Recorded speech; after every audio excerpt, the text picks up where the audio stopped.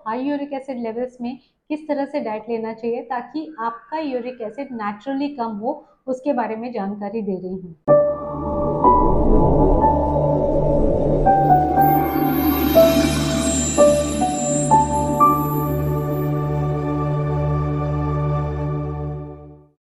Hello everyone, मैं clinical dietitian और nutritionist कांचन पटवर्धन आज आपको हाई यूरिक एसिड लेवल्स में किस तरह से डाइट लेना चाहिए ताकि आपका यूरिक एसिड नेचुरली कम हो, उसके बारे में जानकारी दे रही हूँ।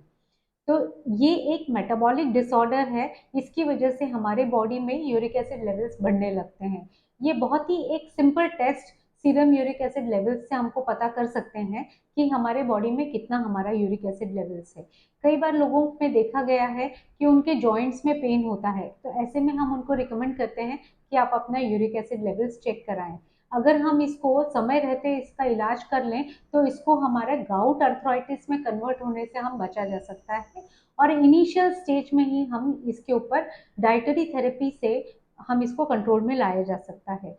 तो आज हम इसी बारे में पूरी तरह से बात करेंगे कि क्या क्या डाइट हमें लेना है ताकि हमारा नेचुरली इसको कम हो जाए। तो ये एक यूरिक एसिड जो है ये एक वेस्ट प्रोडक्ट है जो हमारे यूरिन के थ्रू किडनी इसको फिल्टर करके यूरिन के थ्रू फ्लश आउट कर देती है। तो इसके लिए सबसे पहले हमारे किडनी के हेल्थ को हमें ठीक करना है ताकि इसका मेटाबॉलिज्म ठीक हो सके और हमारे किडनीज के थ्रू इसका फ्लश आउट हो सके। पानी अच्छे से पीना है ताकि आपके यूरिक एसिड लेवल्स बाहर निकलने में हेल्प मिल सके। One thing. सेकेंड थिंग, आपको प्यूरिन रिच डाइट से बचना है। आप प्यूरिन रिच डाइट, कुछ ये भी एक टाइप का प्रोटीन है, तो ये जो प्रोटीन है कुछ फूड में ज़्यादा होता है और कुछ फूड में कम होता है। तो जनरली प्यूरिन ये नॉन वेजिटेरियन फूड में बहुत ज़्यादा पाया जाता है। नॉन वेजिटेरियन में भी जो रेड मीट होता है, ऑर्गन्स होते हैं, उसमें ज़्यादा होता है, फिश में ज़्यादा होता है, चिकन में ज़्यादा होता है।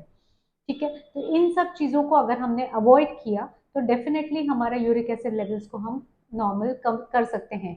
कुछ वेजिटेबल्स ऐसी होती हैं जिसमें थोड़ी बहुत मात्रा में प्यूरिन होता है और उसकी वजह से भी ये यूरिक एसिड हमारे बॉडी में बढ़ने लगता है। तो ऐसे में हमें स्पिनच, मशरूम्स, टोमेटोज, कुछ राजमा, चने, छोले और बहुत ज़्यादा अमाउंट में नट्स और ऑयल सीड्स, इन सब का समावेश हमारे डाइट में हमको कम करना है।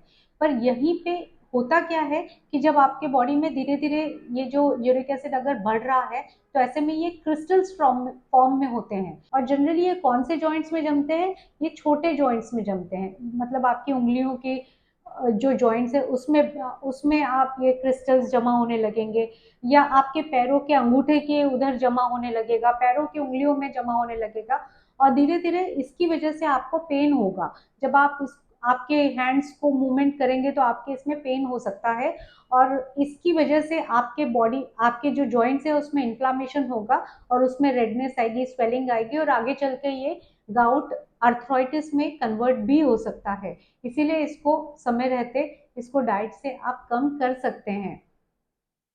ठीक है, तो अब इसमें हमने आपको बताया कि क्या क्या चीजें इसमें नहीं खानी है, लेकिन अब सबसे बड़ा यहाँ पे जैसे ही पता चलता है कि आपका यूरिक एसिड लेवल हाई है, ऐसे में डॉक्टर्स आपको सजेस्ट करते हैं कि प्रोटीन्स वाली चीजें आप मत खाइए। आप प्रोटीन्स वाली चीजें आप सभी बंद कर देते हैं, दालें बंद कर देते हैं, नॉनवेज तो आप खा ही नहीं रहे हैं, कुछ तरह की वेजिटेबल्स भी आप नहीं खा रहे हैं। ऐसे में आपके बॉडी में प्रोटीन की सीवियर डिफिशियंसी हो सकती है और जब प्रोटीन्स की सीवियर डेफिशिएंसी होगी तो डेफिनेटली आपकी मसल्स वीक होंगी और मसल्स वीक होंगी तो और भी आपके बॉडी में पेन होगा। तो इसके लिए इन चीज़ों से हमें सिर्फ प्यूरिन जिस चीज़ में ज़्यादा है ऐसे फूड आइटम हमें कम करना है।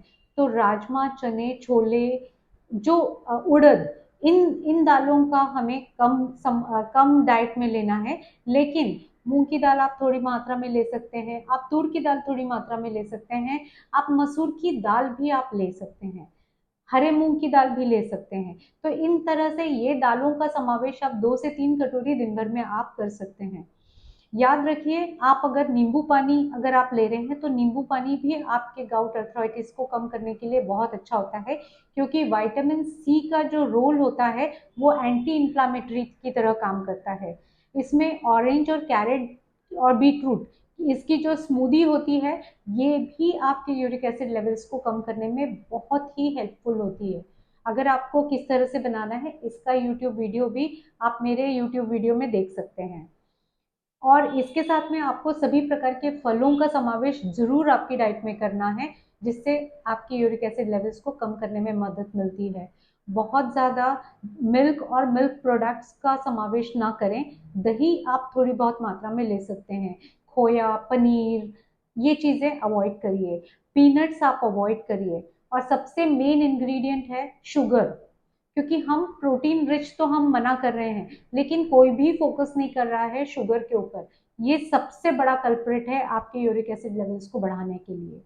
तो आपको शुगर और शुगर के जो सब्सटीट्यूट्स हैं, जो जिसमें जैगरी बोलते हैं कि बहुत हेल्दी है, मानती हूँ कि जैगरी शुगर से हेल्दी है, बट आखिर में वो अनरिफाइंड फॉर्म ऑफ शुगर ही है, करेक्ट। तो इसके लिए हमें शुगर, जैगरी, हनी, इन चीज़ों से भी हमें बचना है। बहुत कॉर्न सिरप या जो बहुत ही हाई कॉन्सेंट्रेटेड फ्रुक्टोज सिरप्स होते हैं, उनसे भी हमें बचना है, ताकि हमारे यूरिक एसिड लेवल्स को हम नेचुरली कम कर सकें। कुछ नींबू पानी और सेलेरी का बना के पानी, डिटॉक्स स्मूदीज, जिसमें आप मिंट, कोरिएंडर, आंवला, इन चीज़ों को मिला के, क्यूकम्बर, इन चीज़ों को मिला के अगर आप रेगुलरली लेते हैं, तो ये यूरिक एसिड को कम करने में बहुत ही मददगार होता है। कुछ वेजिटेबल्स ऐसी होती हैं जो जिसमें नेचुरली वाटर कंटेंट बहुत ज़्यादा होता है, जैसे लौकी, गिलकी, पड़बड़, तुरई, या फिर एशगॉर्ड, जिसको हम सफ़ेद कद्दू या भोपड़ा भी कहते हैं। ये सब वेजिटेबल्स अगर आपने रेगुलरली खाया, तो यकीन मानिए कि आपका यूरिक एसिड लेवल्स बहुत ही जल्दी कंट्रोल में आएगा। अब ग्रेन्स की जहां तक के हम बात करें, तो हमें गेहूं को अवॉइड करना चाहिए। गेहूं की जगह आप ज्वारी खा सकते हैं, आप रागी खा सकते हैं, नाचनी भी खा सकते हैं। अगर इस तरह के ग्रेन आप लेते हैं, तो डेफिनेटली इसमें भी आपको काफ़ी हेल्प मिलेगी और आपका इन्फ्लामेशन कम होगा। इन्फ्लामेशन को कम करने के लिए, जब आपके बॉडी में कुछ पेन या एक्स होते हैं, तो इन्फ्लामेशन को कम करने के लिए कुछ हमारे स्पाइसेस हैं, जैसे हल्दी हो गया, हल्दी के साथ में थोड़ा सा काली मिर्च। तो ये हल्दी वाला पानी अगर आप पीते हैं, हल्दी और काली मिर्च डाल के सुबह उठ के गुनगुने पानी में और हल्का सा नींबू डाल के अगर लेते हैं, तो ये आपके यूरिक एसिड लेवल्स को कम करेगा। साथ में इंटरनल जो भी स्वेलिंग है या जो भी इन्फ्लामेशन है, उसको कम करने में भी बहुत मदद करता है। सिनेमन का भी आप यूज कर सकते हैं। आप काऊ घी थोड़ी लिमिटेड अमाउंट में 2 या 3 चम्मच दिन भर में आप इसका समावेश करिए, ताकि आपके जॉइंट्स को लुब्रिकेशन मिले। प्रॉपर बैलेंस मील लीजिए, किसी भी चीज का ओवरडू मत करिए और कोई भी चीज पूरी तरह बंद मत करिए।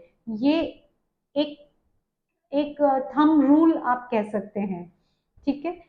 इससे रिलेटेड अगर आपकी भी कोई समस्या है, तो आप हमें कॉल कर सकते हैं, आप हमें क्वेश्चन भी लिख सकते हैं, और हमें आपको आंसर करने में बहुत अच्छा लगेगा। तो इसी के साथ आपके कमेंट्स का मैं इंतज़ार करूंगी, और फिर से ये कहूंगी, eat healthy, stay healthy, live healthy. Thank you.